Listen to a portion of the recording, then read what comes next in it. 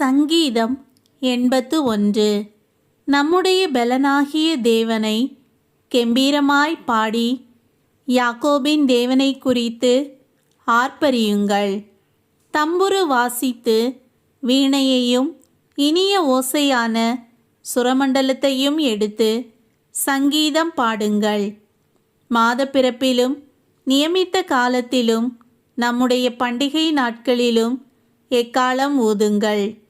இது இஸ்ரவேலுக்கு பிரமாணமும் யாக்கோபின் தேவன் விதித்த நியாயமுமாயிருக்கிறது. நாம் அறியாத பாஷையை கேட்ட எகிப்து தேசத்தை விட்டு புறப்படுகையில் இதை யோசேப்பிலே சாட்சியாக ஏற்படுத்தினார். அவன் தோளை சுமைக்கு விலக்கினேன். அவன் கைகள் கூடைக்கு நீங்கலாக்கப்பட்டது. நெருக்கத்திலே நீ கூப்பிட்டாய், நான் உன்னை தப்புவித்தேன். இடிமுழக்கம் உண்டாகும் மறைவிடத்திலிருந்து உனக்கு உத்தரவு அருளினேன். மேரிபாவின் தண்ணீர்களிடத்தில் உன்னை சோதித்து அறிந்தேன்.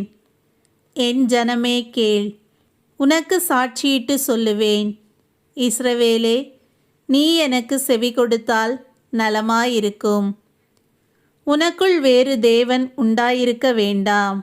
அந்நிய தேவனை நீ நமஸ்கரிக்கவும் வேண்டாம். உன்னை எகிப்து தேசத்திலிருந்து புறப்பட பண்ணின உன் தேவனாகிய கர்த்தர் நானே. உன் வாயை விரிவாய் திற, நான் அதை நிரப்புவேன். என் ஜனமோ என் சத்தத்துக்கு செவி கொடுக்கவில்லை. இஸ்ரவேல் என்னை விரும்பவில்லை. ஆகையால் அவர்களை அவர்கள் இருதயத்தின் கடினத்திற்கு விட்டுவிட்டேன். தங்கள் யோசனைகளின்படியே நடந்தார்கள். என் ஜனம் எனக்கு செவி கொடுத்து இஸ்ரவேல் என் வழிகளில் நடந்தால் நலமாயிருக்கும்.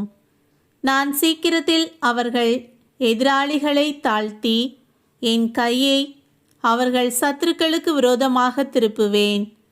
அப்பொழுது கர்த்தரை பகைக்கிறவர்கள் அவருக்கு இச்சகம் பேசி அடங்குவார்கள். அவர்களுடைய காலம் என்றென்றைக்கும் இருக்கும். உச்சிதமான கோதுமையினால் அவர்களை போஷிப்பார். கன்மலையின் தேனினால் உன்னை திருப்தியாக்குவேன்.